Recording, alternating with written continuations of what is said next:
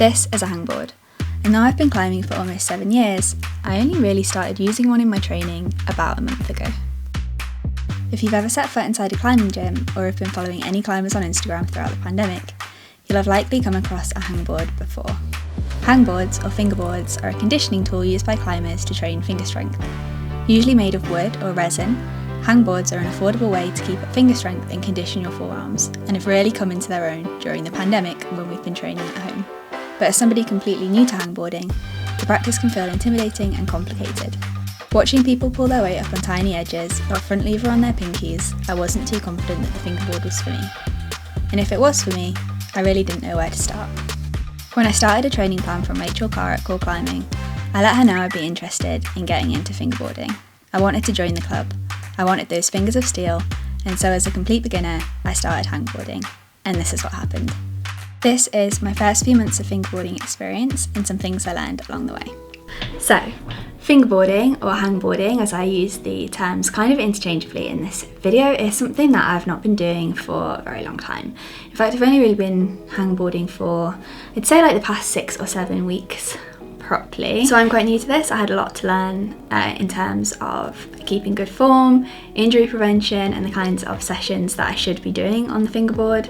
And I decided that I would share my progress and my experience in a hangboarding video. So I basically wanted to start hangboarding for 2 proper reasons, and then just because everybody else hangboards or seems to.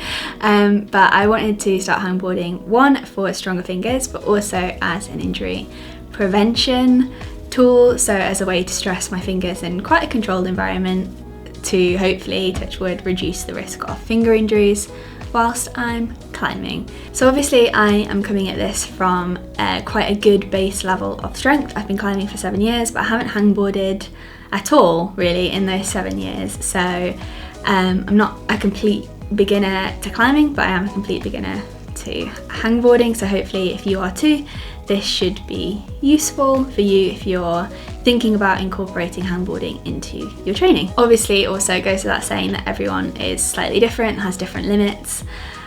So if you are considering starting hangboard training, then I would recommend speaking to a coach or somebody who knows what on earth they're doing, because I know a little bit, but I'm no expert. So what did I actually start doing as a hangboarding beginner, and what have my sessions looked like for the past couple of months on the hangboard? So we'll start with the density hangs. Density hangs are the most simple form of hang or exercise really. They're designed to increase the density of your tendons and soft tissue in your forearms and hands, and to reduce the risk of injury. So for my density hang sessions, I would complete 4 30-second hangs with 3 minutes rest in between. So we're going to go over to the garage and I'm going to show you what that session looks like for me. So for this session, I would complete 4 30-second hangs with 3 minutes rest in between each hang. You can see that I eased in with the biggest grip on the hangboard, and then over the weeks I gradually added a little weight to my density hangs and eventually moved on to smaller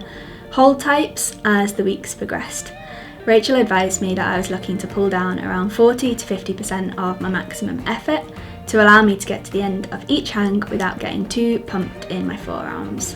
I learned a lot about how to engage my shoulders and how to grip the board with a slight bend in my elbows, and to pull my shoulder blades down and back, keeping my body tension high and my shoulders engaged to avoid dead hanging. The second exercise that involved the fingerboard that I had on my programme was a max hang at 80% of my max hang weight. So the idea behind max hangs is to increase maximum finger strength by loading the fingers at a higher intensity.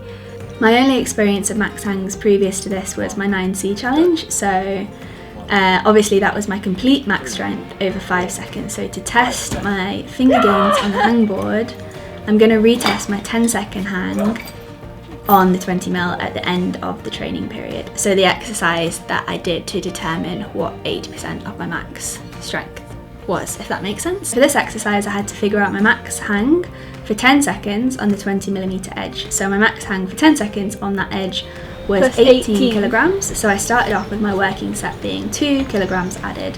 And this felt manageable for the first few sessions, but it definitely got harder as the session went on. And even though I'd only added 2 kilograms, I was getting pretty close to failure on my last few sets. compared with the density hangs, the max hangs felt hard and definitely like they were benefiting me in a different way. For this session, I also chose to complete the session in a half crimp grip type because I feel that personally benefits me better, and tried to keep good form by engaging my shoulders and keeping that slight bend in my elbows. A good thing to keep in mind, I have read, is to actively try and keep your shoulders away from, or your arms away from your ears as you hang. So at the beginning of this training block, when I was trying to figure out what 80% of my max hang was, I tested my max hang on the 20mm edge for 10 seconds. And now at the end of the training block, I'm gonna head out to the garage and test that again and see if my finger strength has improved on that particular hold over 10 seconds, if I can hang more weight basically. So let's head over to the garage and see what 6 or 7 weeks of fingerboarding has done. I'm gonna warm up my fingers. It's pretty cold outside, and as you might be able to hear, it's blowing a bit of a gale. So I'm gonna try and get this done as quickly as I can, but making sure that I warm up properly. My last score, or the last weight, I think my max was 18 kilograms. So if I can beat that, then I will be happy. It's been really difficult to film this video in this garage by the hangboard for a number of different reasons. Lighting is a bit of an issue, and obviously storage is a bit of an issue, but I hope that I can get a good enough angle for you to see the test. So it's a really horrendous angle, I'm really sorry, but just for demonstration purposes, I'm gonna start warming up my fingers now.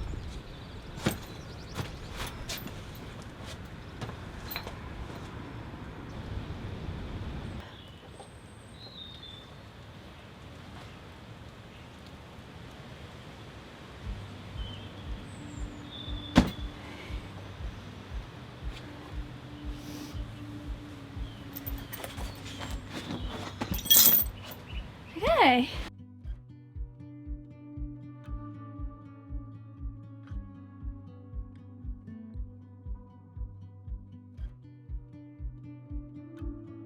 So that was 17 kilograms. I think I'm gonna go in for 20.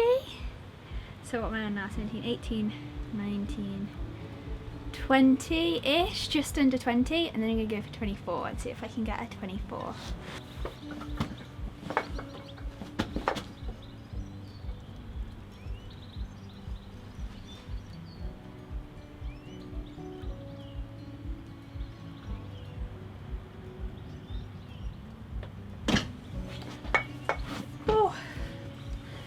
Okay, so I just finished testing my max hang for 10 seconds on the 20mm edge, and I managed to hang 24 kilograms for, I'm gonna say it was probably around 9 seconds rather than 10, but I'm really pleased with that. That is a 6 kilogram increase since I started my program. But yeah, as that goes, I'm pretty happy with that. I don't really have any I don't really know if that's kind of good relative to what you could expect to make in terms of gains in that time, but I'm pleased with it. That's 10% of my body weight that I've managed to add, so I'll take that.